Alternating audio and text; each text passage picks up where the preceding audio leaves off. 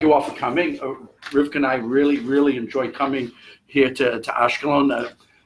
Both because of the community and it's very beautiful, and we try to make it down to the beach. Rivka loves to be next to the water, but of course we also love getting together with Norman and Gail. It's our bracha that they're now mishpacha, so it's really wonderful, and so we do really enjoy our trips down here. What we're going to talk about today is some of the names of Rosh Hashana. Rosh Hashana has many names. The one name that Rosh Hashana doesn't really have is Rosh Hashana. When Chazal, when the sages talk about Rosh Hashana, the term Rosh Hashana for Rosh Hashana doesn't come up very much. So even the tractate that's called Rosh Hashana is really not talking specifically about Rosh Hashana. There are 4 different Rosh Hashanas, and according to one count, 5. So there are different beginnings of the year for different things. And this is something especially the financial minds amongst us are used to this idea. Now there's a new year at January 1st, but then there are fiscal years, there are budgeting years and all sorts of different ideas, so that this fits in with the Jewish thinking, because all of the Rosh Hashanas are based upon bookkeeping. That one Rosh Hashanah is for fruit, so you know when to give your trumas and maasros. The other is for grain. So as each one of the Rosh Hashanahs is just like the financial markets, is based upon figuring a cheshbon for a particular item. So the name Rosh Hashanah we're sort of going to forget about. We'll mention a little bit later, but we're not going to talk about that. The problem is that there are 2 specific names that our sages really use for the holiday. One of them, the more popular, it really makes a lot of sense because we're going to see in a minute, it's in the Torah, and that is Yom HaZikaron, and the Day of Remembrance. We'll see remembrance means a lot of things that we're going to discuss in just a few minutes.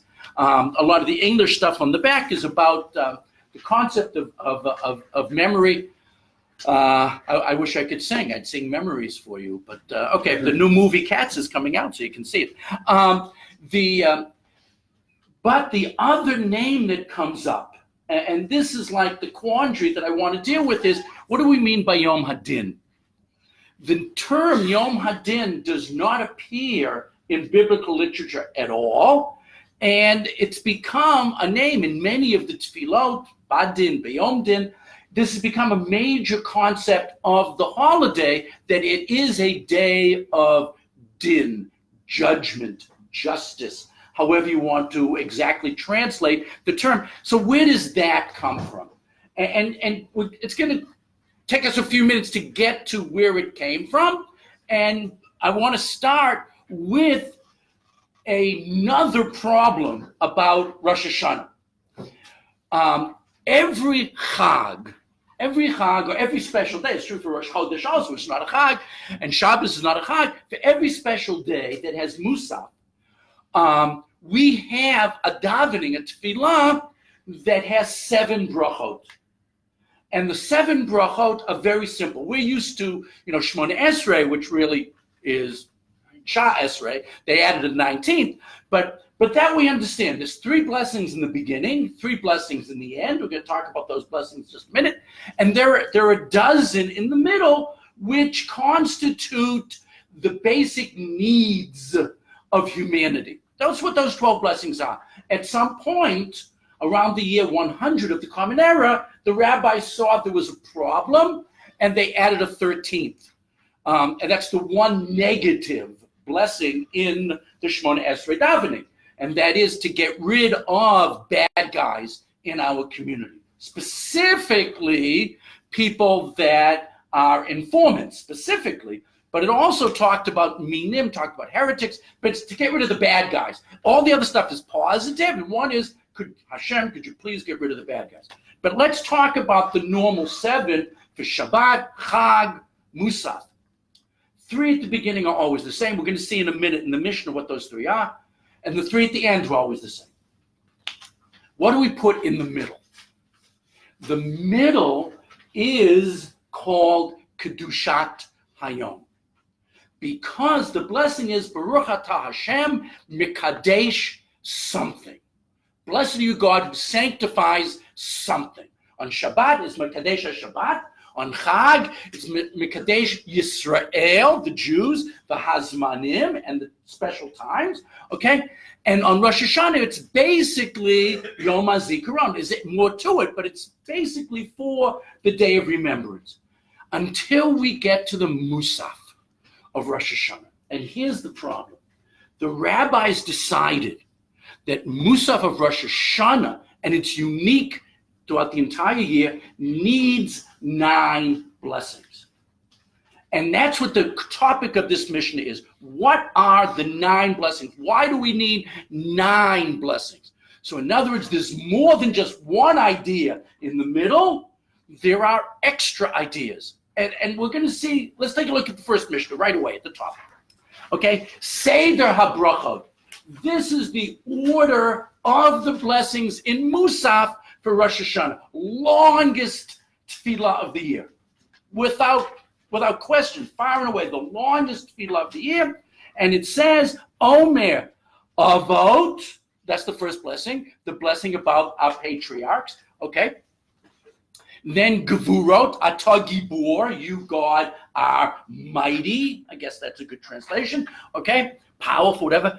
V'kedushat Hashem, and the sanctity of God's name. Atah Kadosh, v'shimcha Kadosh. You are holy, and your name is holy. And all of those people that call upon your name, that hallelujah, that praise you, those people become holy too. By the way, do you know what that sentence means? Atah Kadosh, v'shimcha Kadosh. And those people that hallelujah become Kedoshim. Do you know where that concept comes from? You are holy, your name is holy, and the people that praise you are holy. Do you know where that comes from? Kadosh, Kadosh, Kadosh, Hashem Tzvakot, Malach Ha'aretz Kivodot.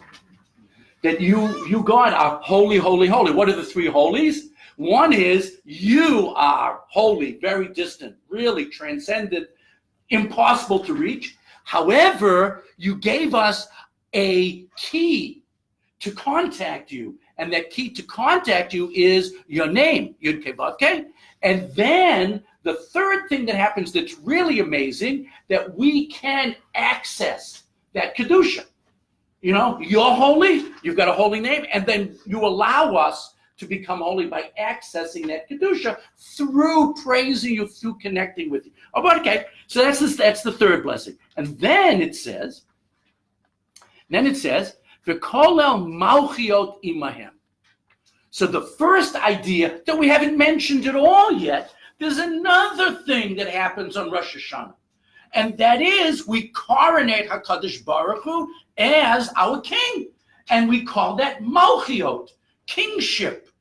And that, according to the Tanakhama, the first guy we're talking about now, you'll see his name is Yochanan ben Nuri, we'll see his name in a minute. He says that the psukim, the verses that talk about God is our king, should be part of the third blessing of the Shemona Esrei, of the Musaf, which is Atah Kadosh. And we have a little bit of a memory to that minhag. We don't do it. We're going to see what we're going to follow Rabbi Akiva in a minute, because at the end of the blessing, we change the way we refer to God. Instead of saying Baruch Atah Hashem Hakel HaKadosh, during these 10 days we say HaMelech HaKadosh. So that is Malchiot. So there is a little bit of kingship reference. Okay, this makes the English people amongst us very comfortable. There is this reference to monarchy, right? Don't mention the queen, but there is this reference to monarchy in the third blessing, and that's based on this idea. So when he said, no, add everything about Malchiot right there in the third blessing, which is normally about the sanctity of God's name, and it becomes a very long blessing, say 10 verses from the Tanakh about God being king. All of that should be there. But you don't blow the shofar there. You blow the shofar in the middle 3. Then comes Kedushat Hayom. Today is very special. And today is very special means Mikadesh, and remember Yom HaZikaron. That's the normal like on Shabbos, Mekadesh Shabbat. That's the regular, normal blessing. Now comes two more. Excuse me, V'tokea, we blow shofar there at the end of that blessing. Does anybody here blow shofar in the silent Shemona Esrei? In the silent Shemona Esrei? Because some Sfardim, not many Ashkenazim, but some Sfardim. Oh, Chabad. Okay, that's the Nusach Sfard. Okay, and Sfardim blow the shofar during the silent Shemona Esrei. I've only a couple of times in my life have I been to shuls where they do it. It's very moving. It's very moving when it happens. Here in Bamia. Yeah. There's a Chabad rabbi there. So they do it there. Okay. But most of the Ashkenazic, the Litvish yeshivas, that I'm used to, we blow only in the repetition. Okay. Young Israel of Margate, is that Margate, Florida? No, Margate, New Jersey. Oh, Margate, New Jersey. You're kidding. You were in Young Israel, Margate, New Jersey? I lived in Margate for 4 years.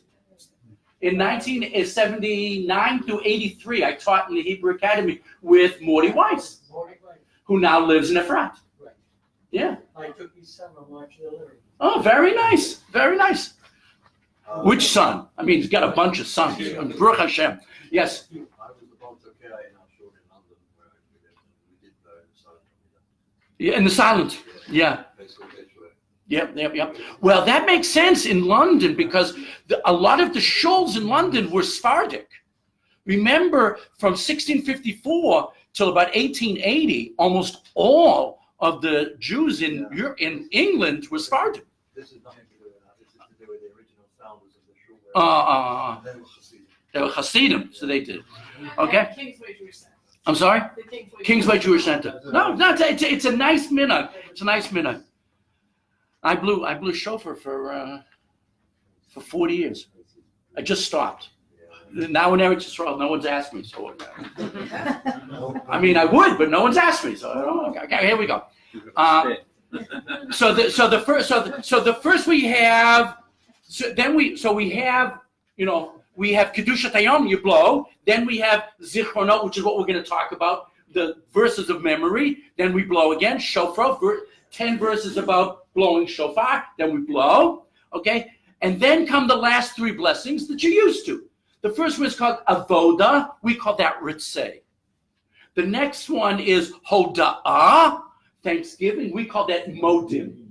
And the last one, Birchat Kohanim, we call that Sim Shalom or Shalom Rav. Okay, we call it the blessing of peace, but here it says Birchat Kohanim, which ends with, of course, V'yasem L'cha Shalom. Okay, that's the opinion of Rabbi Yochanan ben Nuri.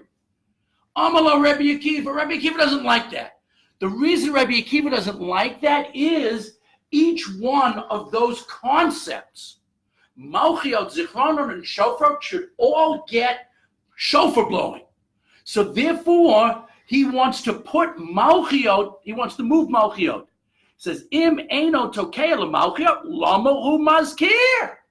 If you're not going to blow the shofar to punctuate the memory of God as our King, why do you bother mentioning it? Why you need the shofar blowing to make the point. Okay. So therefore, he changes the order. He says, you say Avot, Gvurot, Kedushat Hashem, and then Kolel Malchiot im Kedushat Hayom, and that's what we do. We have a very long fourth blessing of the Shemona Esrei. It starts off with talking about the Musaf sacrifice. That's Kedushat Hayom. And then after that, we have a transition. We use Aleinu as the transition. The Aleinu Tefillah, which is the source of the Aleinu Tefillah, part of the Avoda on Rosh Hashana. And then we have 10 verses about God as King. And then we end the blessing with Hamelech HaKol Haaretz Mekadesh, right? So we king and then sanctify the dead, right?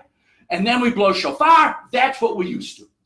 Okay, so that's the opinion of Rabbi Akiva. I have a question. Before we go on, I have two questions. But let's do the small question first, then the big question. Small question is, we've got 10 ideas. In other words, we've got 3 at the beginning, the regular 3 at the end, the regular ones. And then in the middle, we got 4. One is the sanctity of the day, and then we got the 3 special ones today, Malchiot, Zichron, and Bracha. I mean, why don't you just have a 10th blessing?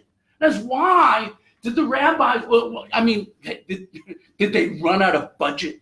They couldn't have a 10th blessing. I mean, why don't they just make a 10th blessing? Why do you have to have this, this song and dance of where do you put the material for proclaiming God or coronating God, if you will, our king? Why? There's Gemara and Brachas. That's the next thing down underneath the Mishnah. It says, Hani Tesha de Rosh Hashana keneged me. Where do we get that sanctity of the number 9 on Rosh Hashana? Why? What's special about the number 9? And it's a beautiful source. Amar Rabbi Yitzchak, the min Cartignan. I don't know what Cartignan is, but that's where he lived. Okay. Keneged Tisha Azkarot Sha'amra Chana B'Tfilata. The Haftarah for the first day of Rosh Hashanah is the prayer of Chana to have a child. And in that tefillah, which ends the Haftarah for the first day, Shem Hashem Yud Kei Vav Kei appears in that tefillah 9 times. And so the rabbi said, we must have 9 blessings in the Shemona Esrei, or in the Amidah of Rosh Hashanah, because of Chana.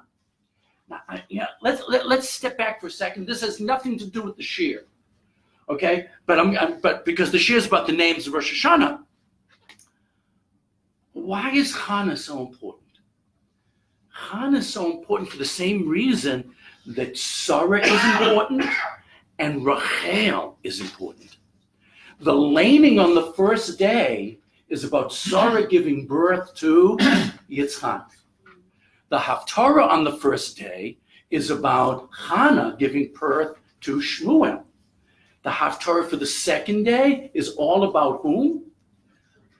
Rachel. Rachel mevaka al banai. I can't read that Haftarah without crying. It's just amazing that that a Kadosh Baruch Hu can't do enough to stop Rachel from crying for her children. A major sub-theme of Rosh Hashanah is clearly motherhood. Why? Why is motherhood an important sub-theme of Rosh Hashanah? It's not in the Torah, but it's definitely in Chazal. I mean, the sages who established what we read, both in the Torah and the Haftarah, clearly are emphasizing motherhood. And you know why? Yeah. Because we want to be reborn spiritually and get clean and fresh and spotted. Oh, the concept of being reborn. That's very nice. That's not the idea I actually have in mind. No one can cry for a child like a mother can. Right. That's why we No one has rachamim kimo ima. Nobody has compassion, mercy, empathy like a mother. And that idea is the end of the Haftarah for the second day. Hashem says, Va'ani yirachameyu. I'm going to have compassion like an ima. We're begging for God's compassion on Rosh Hashanah.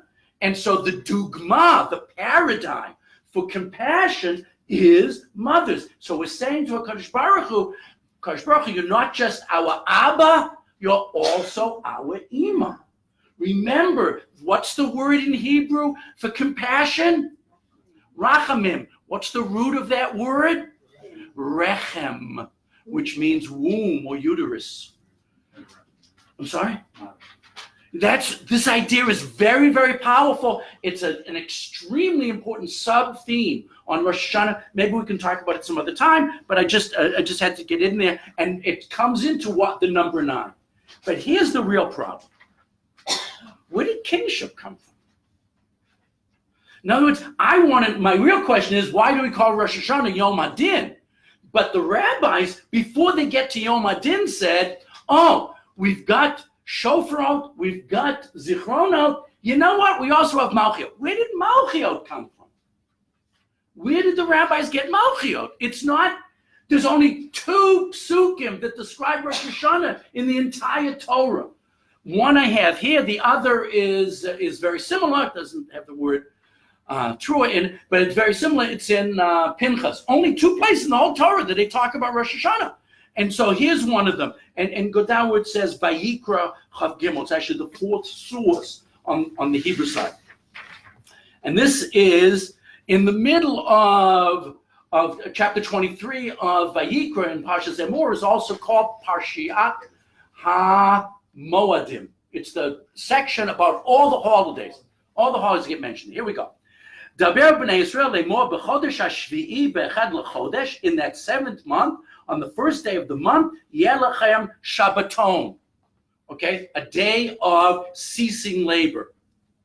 And then it says, Zichron Trua Mikra Kodesh. It's a Zichron Trua. It's about memory and it's about shofar. So all the Torah already told me about Yom HaZikaron and Yom Trua. That I've got.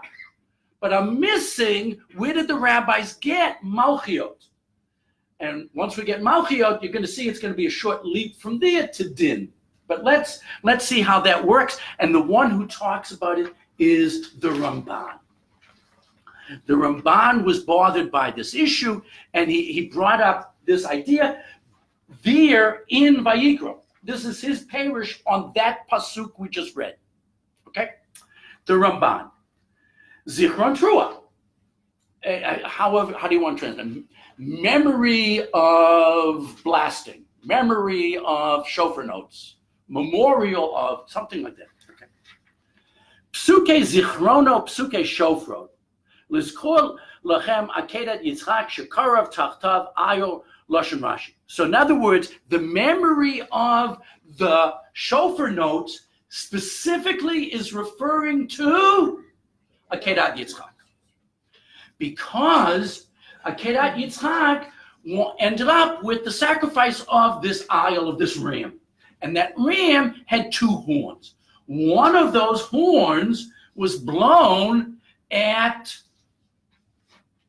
Har Sinai. One of those was blown at the Epiphany at Sinai at Matan Torah. The second horn, which is referred to in Sefer Yeshayahu as the larger horn, okay? So it's called Yitakah b'shofar Gadol, the greater horn, is in Yeshayahu. When's that going to be blown? When Mashiach comes. So in other words, so this is all in. We have to have a memorial to that shofar blowing, because it's an amazingly important concept within the nation of Israel. Okay? So the first horn, I mean, I'm sure it was also a big horn, okay, was blown at Har Sinai, and the second one is hidden away someplace and will be blown at Yemot HaMashiach. And it's important that the horn for Yemot HaMashiach is larger. Why? The Geula Shlema, the B'Meher Yameinu, is going to be greater than Yetziat Mitzrayim and Matan Torah. It's going to be a more amazing event in the annals of time. Please. Are you saying that the horns were a different size? Yeah, shofar Yitzchak b'shofar Gadol. Apparently, so one was large, the other was a little big one. I'm sorry? No, they weren't obviously. But one, you'd have to take a micrometer. Yeah, you'd have to take a micrometer to see. Right? It wasn't. You're right. If the horns are, but then again, Did Avram Avinu have to follow all of the rules? I mean, then you get into the Midrash that said they really did follow all the rules. I don't know. But I mean, it wasn't obviously big. Okay. So we've got Zichronot, we've got Shofrot, right? And all of this goes back to Akedat Yitzchak. It's all Rosh Hashana oriented. It's in the Pasuk. Where did Malchiel come from? Where does Malchiel come from? The Rav, our great rabbi, Rashi, right, the greatest of our teachers, he had to say something about bringing verses for Malchiot. Min ha-midrash shelo yitachen sheyazkir hakatuv psukei zichron v'shofrot v'lo yazkir Malchiot. It doesn't make sense that the midrashic material would teach us about zichronot and shofrot and not teach us about Malchiot. I mean, the rabbis can't just Can't just put it in there. There's got to be a source. There's got to be some sort of evolution of the idea. Where did it come from? And it bothered the Ramban. And here's his answer. Ukva darshu atam mipasik v'haya lachem lezikaron lifnei Hashem Elokeichem. He says it comes from this pasuk, which is in Balotcha, okay? And it says, and it should be for you a memorial, a remembrance before Hashem Elokeichem, the Lord your God. So we've got Zichron, and it's talking there about Chatzotzrot. That's what the context is. Talking about blowing metal horns, trumpets, coronets, whatever they are. Okay? She'ein Talmud Loma, Ani Hashem Elokeichem. What's it mean? I'm the Lord your God. Uma Talmud Loma, Ani Hashem Elokeichem. Elazeh Binyan Av. This is a Binyan Av. It's a paradigm. It is a source that we can extrapolate from. That's what a Binyan Av is. It becomes a source material to teach us what idea? Kol makom shata omer zichronot ata somech lachem et hamalchiot. Whenever you have zichronot, whenever you have memorial, you're memorializing the kingship of HaKadosh Baruch Hu. That zichron is Hashem Elokeichem, and the Elokeichem is hinting at God as king. And this brings up another point that the Ramban wants to make that's very important. It doesn't affect us that much specifically, but the concept is strong. And it says in Masechet Rosh Hashana, Aval kaze asmachta midivreim. You know what we've been just saying? All of this is rabbinic. The rabbis use the verses to extrapolate these ideas, but it's all rabbinic. Malchiot, Zichronot, Shofrot is the rabbis using the verses to teach their own ideas, and those three ideas are central to Rosh Hashana, but they're not in the Torah itself. The rabbis taught them, okay? And that brings up an interesting idea. There's a question in the end of Masechet Rosh Hashana. You've got a dilemma. You have you live in a farm in the middle of nowhere, okay? And you have to choose 2 towns to go to for Rosh Hashana. One town has a minyan, one town has a shofar. Where do you go? You go to the shofar. Why do you go to the shofar? Usually you think you go to the minyan, right? But you don't. You go to the shofar because you go to the place where they blow shofar, not to the place where they daven. Why?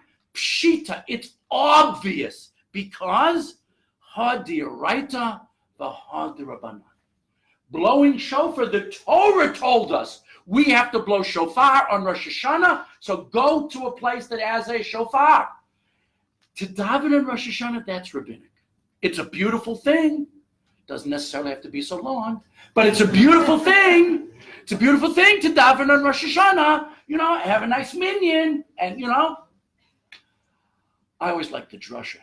But anyway, some people like the chazan. But anyway, so there's always very, very nice, and you want to have it, but it's rabbinic in origin, not from the Torah.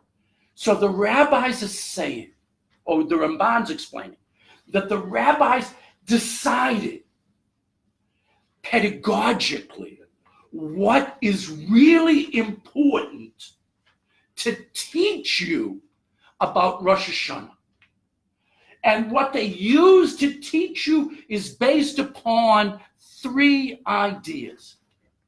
One is the kingship of God, one is the memory of God, and one is the concept of revelation.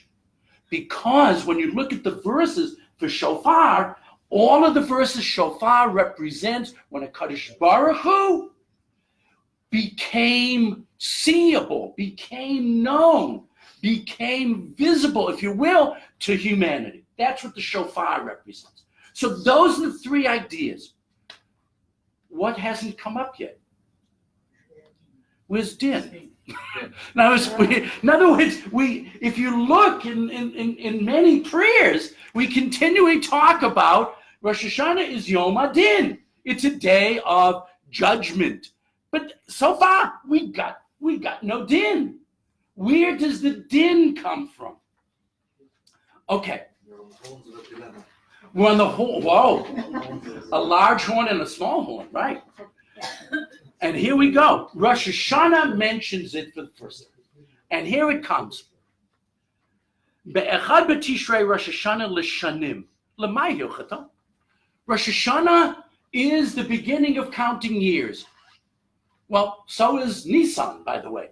Nisan counts years based upon the reign of the kings. Like in England, there's two numbering systems going on, right? There's the normal, I'm going to call it Christian numbering system, but the Gregorian, right? But there's also the years of the queen. And those years are based upon her coronation. So in Judaism, kings were theoretically coronated Rosh Chodesh Nisan. So we counted years, not necessarily by Rosh Hashanah. We do it today. But when you look in Tanakh and they say, oh, this happened in the third year of the reign of so-and-so, that wasn't from Rosh Hashanah. That was from for his coronation, which is based upon Nisan. So what's going on here? But what do it mean years? A very important, specific kind of bookkeeping. And here it comes. Rav Nachman Bar Yitzchak Amar Ledin. That Rosh Hashanah is the bookkeeping for justice. This is when HaKadosh Baruch Hu, now I know the great metaphor is the books get opened, right? That's one of the most amazing, beautiful metaphors in all of rabbinic Judaism, right? That HaKadosh Baruch Hu opens the books, but that metaphor gets across this idea that it's about judgment. And where do we get this judgment? And you have to look on the backside. The judgment idea is related to memory, is very much related to memory. And in the davening, we add in the third blessing. We say, Atah Kadosh v'Shimcha Kadosh Kadoshim b'chol yom yalu chesed. Just like we talked about, you're holy, your name is holy, and those people that praise you, we Baruch Hashem become holy too. Uvechein tein pachtecha. And therefore, you've got to be full of pachad. What's pachad? Fear, trembling. Pachad is mamish terror. Instill your terror. Pachad is mamish. It's not like just a little bit of fear. Pachad is like pachad mavis. I mean, it's really scary kind of fear. Okay? Think about whatever it is that you find, everybody's got a phobia, right? That's pachad, right? That's pachad. It's something that you can't deal with, right? Jack Nicholson, his pachad was truth. You can't take the truth. Okay, so anyways, it's interesting. What happens is, uvechein tein kavod. Then after we get to pachad, we move to respect, glory, honor. And then there's a third step. And we come to uvechein tzadikim, Yerov Yismachu. And we get to simcha. Well, at least the tzadikim do. I mean, hopefully we get to joy. But anyways, so in other words, there's something going on Rosh Hashanah. Now, there are many ways to deal with this. I think it's talking about Rosh Hashanah Davka. But some people say the Pachad is Rosh Hashanah, the Kavod is Yom Kippur, and the Simcha is Sukkot, which is also very nice. In other words, we're looking at the Yomim Tovim of Tishrei as a unity, that they feed one into the other, which is also a very, very beautiful idea. But let's stick with the Rosh Hashanah theme. So we start with Pachad. Where is the Pachad? Where is the pachad? And so I a little bit disagree with this first speaker in the back. This is on the Aish.com website, and this is actually a Rebbe at Aish in the Rova. Okay, so too memory is but one element in God's judgment. So it's like, see, I would turn it around. I would say judgment is one element in God's memory. In other words, memory is the basic idea. But what he's saying is important. The beginning of memory is very, very scary. And look at what it says. Look what it says. This is the beginning of the blessing in the middle of, I don't have it on the page, I apologize. This is the beginning of the blessing in the middle of Shemona Esrei of the Musaf about Zichronot, remembrances. You remember the deeds done in the universe. Before you, all hidden things are revealed, and the multitude of mysteries since the beginning of creation, because there's no forgetfulness before you. Nothing is hidden from before your eyes. You remember all things ever done, and no creature is ever concealed from you. Oh my God. HaKadosh Baruch Hu is a CCTV. In other words, everything that you've done is recorded. I can't speak for anybody else in the world, in this room, but I find it scary. That's what we're supposed to do. We're supposed to, mamish, be afraid. Be afraid. Be very afraid, because HaKadosh Baruch Hu has recorded everything you have done forever. If there's anybody in this room that really thinks that they would like their life to be an open book, you can talk to me privately later. But I mean, it's something I find very, very scary. So the beginning, see, he says the beginning of judgment has to do with memory. No, the beginning of memory has to. That's where the judgment comes from. And it starts off as uvechein tein pachtecha, be afraid. It's very scary. Every one of us has done things in their lives, and probably in the last year as well. Although as we get older, we sort of slow down. But anyways, but probably in the last year too, that we are afraid of, that it's scary, that we would not like to see it. I remember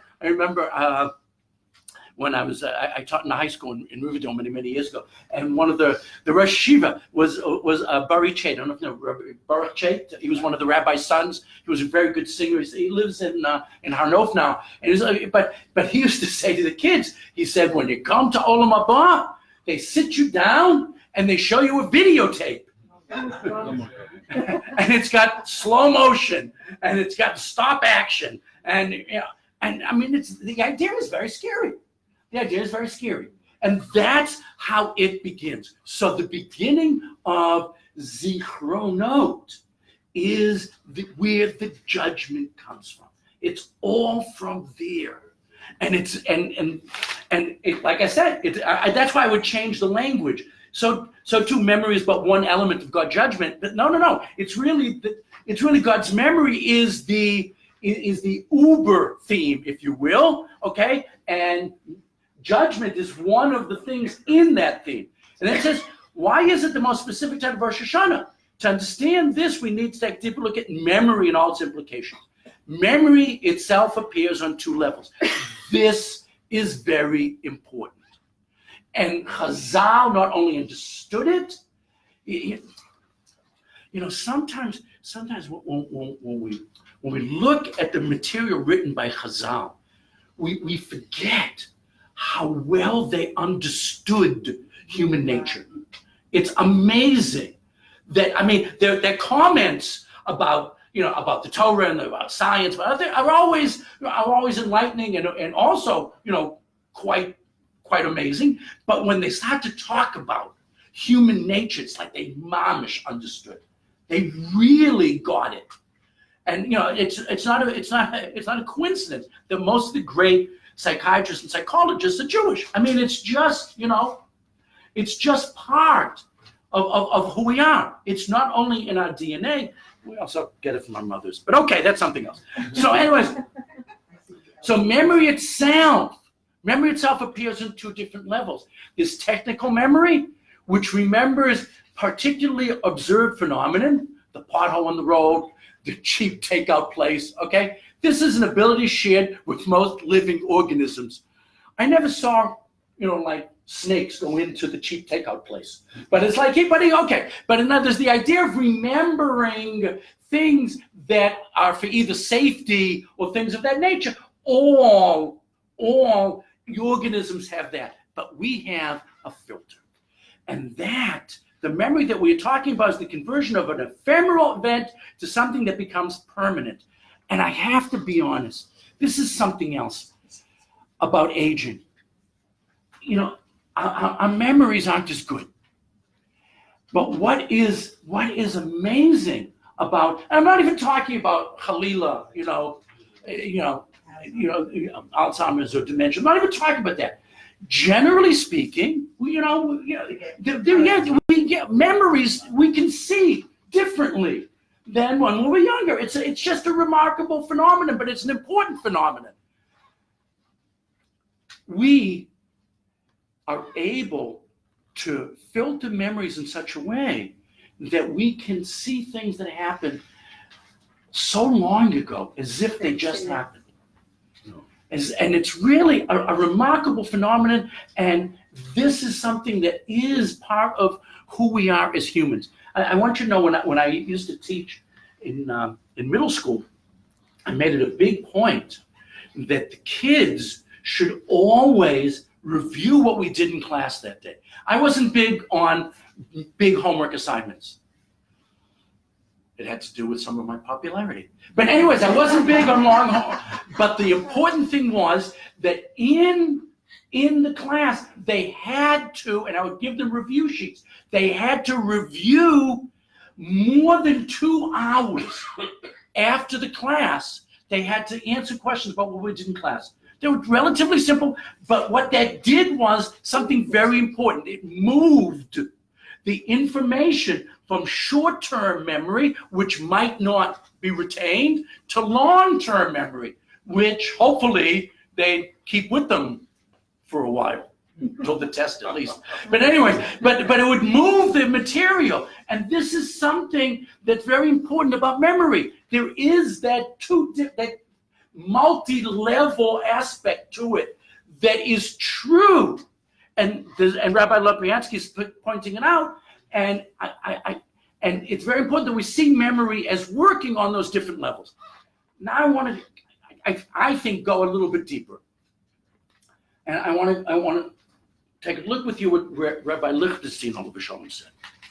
Rabbi Lichtenstein, who was one of the great thinkers of our door, and Rabbi Lichtenstein, of course, was the son-in-law of Rabbi Soloveitchik, and what was just not only a tremendous Talmid Chacham, he was mamash tzaddik. He was one of the kindest people I've ever met, and he just had Havana.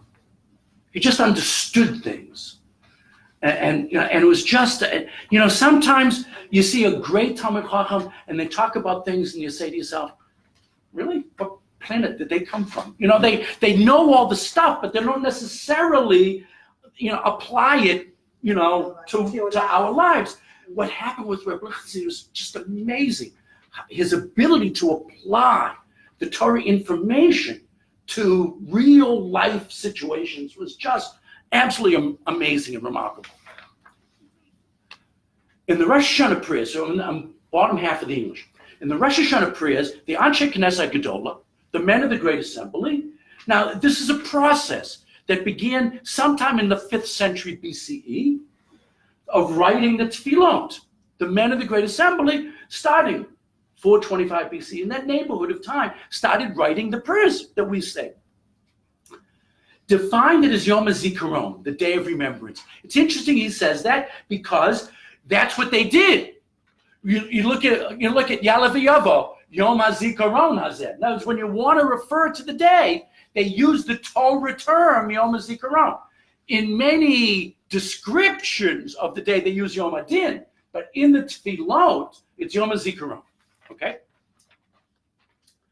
And we are obligated to understand what is that we are to remember and how. I believe that the holiness of the day is bound up with remembrance in two senses. And he's going to say something based upon what Rabbi Labiansky said, that there's two levels of memory, okay? But he's going to say something a lot more important. Now, undoubtedly, the first aspect is the reservoir of the past. It finds expression principally in the opening section of Zichronot, where the character of Rosh Hashanah as a day of judgment is spelled out. Just like I just read to you a couple of minutes ago from the Machzor. You remember all the deeds of your, that wasn't in this translation, but again, you remember everything that ever happened. You are, the CCTV, everything is recorded, nothing is forgotten, it's all there, okay? And there's no way that those memories can be erased, they're there forever. Second paragraph. At the same time, there is clearly a second aspect. This too is reflected in this section of Zichronot. Now, we'll go back to Rav Litzin in a second. There's that first paragraph of Zichronot, then there's 10 psukim that talk about God's memory, and then there's a final paragraph that begins all three of them. For Malchiot Zichronot begin the same way. Aleinu ve'elokei avotenu, God and God of our ancestors. Now we get into Zachreinu b'zikron tov l'fanecha. Oh, Zachreinu b'zikron tov. That's not what I was thinking before. Everything that we talked about in that first paragraph, that sounded like bad memories, right? God remembers all those embarrassing things that I've done. But now at the end, we're saying good memories, good times. And what are the good memories? What are the good times? HaKadosh Baruch Hu doesn't just remember all the stuff you did, good stuff, bad stuff, embarrassing stuff. God also remembers the entire sweep of Jewish history. He remembers the promises made to the Avot. We call that Brit. He remembers all of the wonderful things done by the Avot. He remembers that Yitzchak was willing to sacrifice his life for you, HaKadosh Baruch Hu.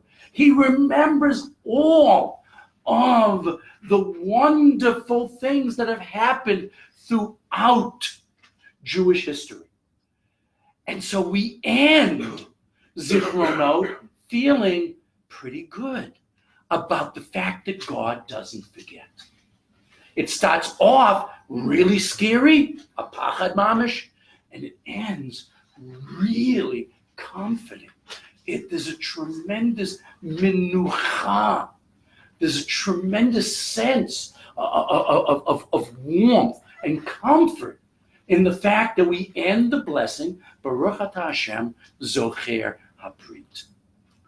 He remembers all the deals made with Klal Yisrael, and they will all be fulfilled. Let's take a look at the way Rabbi Aaron says it. And I'm going down the second line in that second paragraph. The fact that there is no forgetfulness before the seat of your glory is repeated, but for a completely different purpose. That which is remembered principally is the covenant between God and Knesset Israel, the Jewish community, and the selflessness of our forefathers and their descendants. The highlighted. If so, then the character of the remembering here is not one of bare factual knowledge, but rather of spiritual connection. We begin Rosh Hashanah afraid. And you're supposed to go into Rosh Hashanah afraid.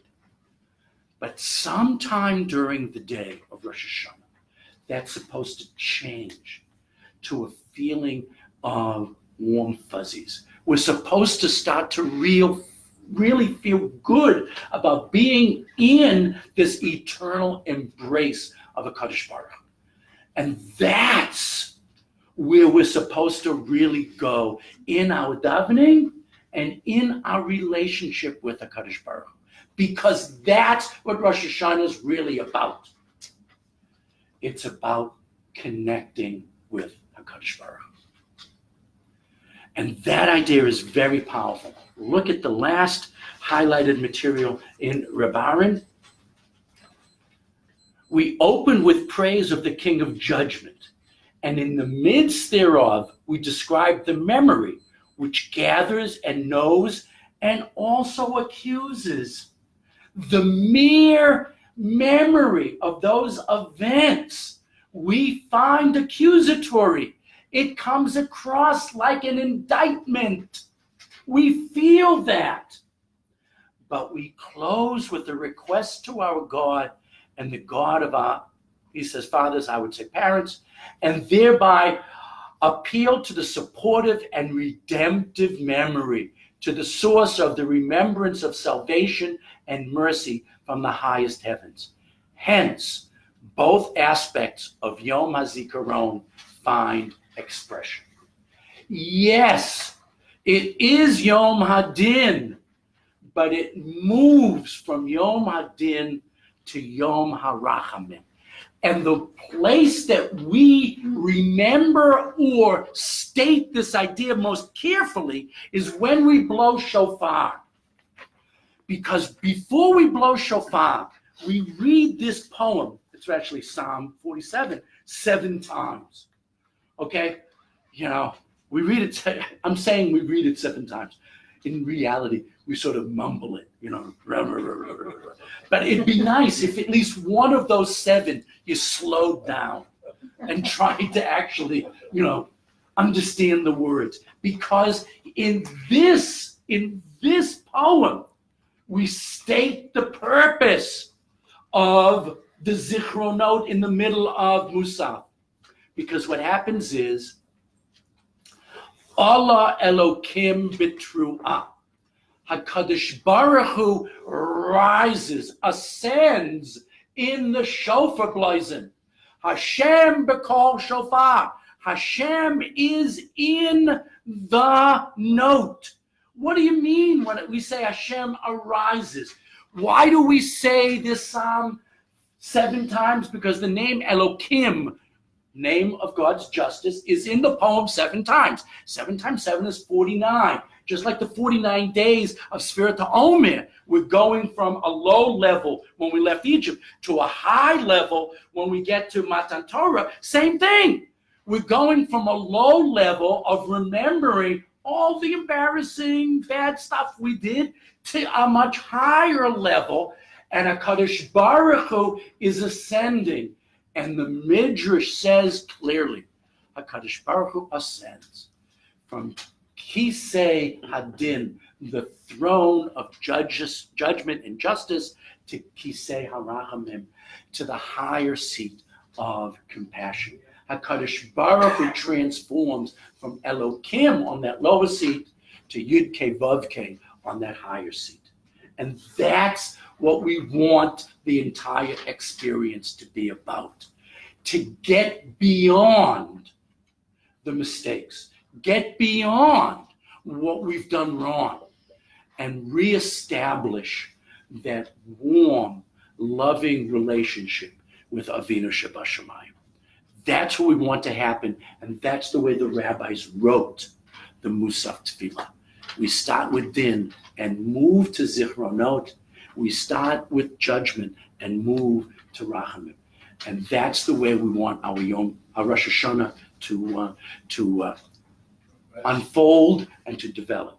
And Bezrat Hashem, everyone here will indeed have a Ketiva Uchatima Tova, will indeed be written and inscribed for the good year that we all deserve, because we're reestablishing that loving relationship with HaKadosh Baruch Hu. Shana Tova.